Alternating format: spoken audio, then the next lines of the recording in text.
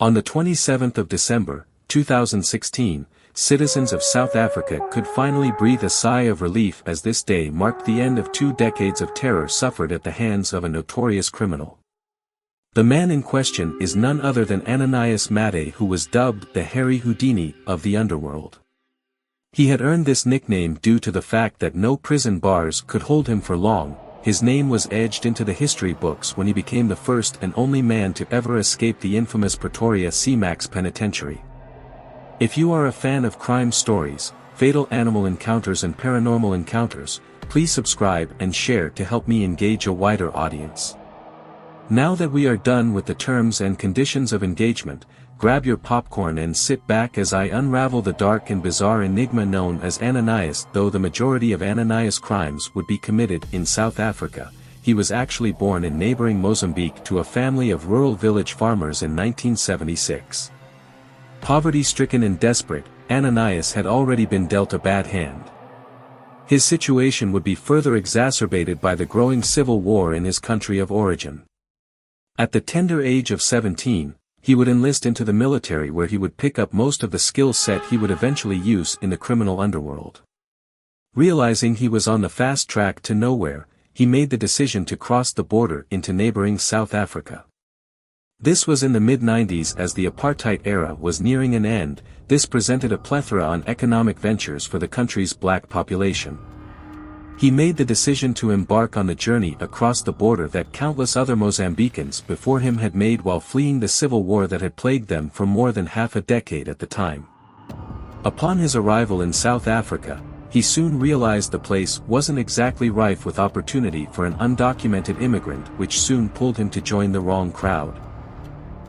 Due to his extensive knowledge of firearms and explosives from his time in the civil war in Mozambique, he quickly reached out to his contacts back in his native country and managed to get his hands on a cache of weapons that had found its way on to the black market. He made a name for himself as the man to see if you needed weapons on the black market. He was not content with being a supplier, and he wanted to get in on the action too.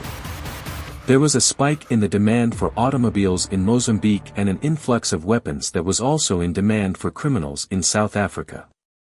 This opportunity meant that he could start his car theft syndicate that would sell the stolen vehicles to warlords in Mozambique. Make no mistake, Ananias and his gang were not subtle by any stretch of the imagination. This gang was willing to go the most violent extremes, and this meant taking the vehicles they desired at gunpoint. At times, Ananias would take female hostages along with the cars and do despicable deeds which cannot be mentioned due to YouTube guidelines, but I'm sure you get the picture. As time went on, Ananias' greed and ambition would soon lead him into the murky world of robbing cash-in-transit vans. He would plan his ambushes meticulously and execute them with great precision and quickness. He would source his getaway vehicles from the myriad of cars he was already stealing. He had managed to find out the routes which would be taken by the armored vans through an inside man. Ananias and his accomplices would barricade the armored van in a secluded part of its route and penetrate the solid steel doors with explosives while the security personnel were subdued. In total, he managed to pull off 16 jobs successfully before his luck ran out in November 2006, which was the first time the South African Police Service managed to apprehend him. Due to the nature of his violent crimes, he would be held on remand at the Pretoria C-Max penitentiary with the worst of the worst. He would be denied bail as he was a flight risk, and his trial would last a lengthy 2.5 years. In 2009 he would be convicted on 67 counts of attempted deleting, hijacking and car theft.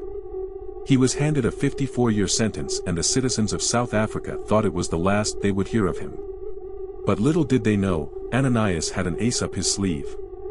One that would cement his legendary status as one of South Africa's most notorious. Ananias was being housed in the ward that catered to prisoners who were at risk for self-harm. This meant that he had a cell all to himself, which gave him ample time to plan his escape. This is where the details of this story turn from believable into something reminiscent of a Stephen King novel. For months, Ananias would carefully and methodically malnourish himself. This was all part of his genius plan to later acquire a jar of Vaseline petroleum jelly to smear his entire body with, allowing him squeeze between the prison bars to make his great escape. Just like that, Ananias has pulled off the impossible and was now on the run once again. Media outlets were in a frenzy to understand how this happened. However, his glory was short-lived and he was captured a week later following a manhunt by the South African police services. 6 wardens were dismissed in connection to his escape. Whether it was Ananias' wits or negligence of the prison wardens, a lot of questions were left unanswered. Ananias later died at the King Edward Hospital from natural causes. However, his escape is still a puzzle. Do you believe he actually used petroleum jelly and squeezed between bars, or there are corrupt guards he bribed? I would love to find out your thoughts in the comment section below.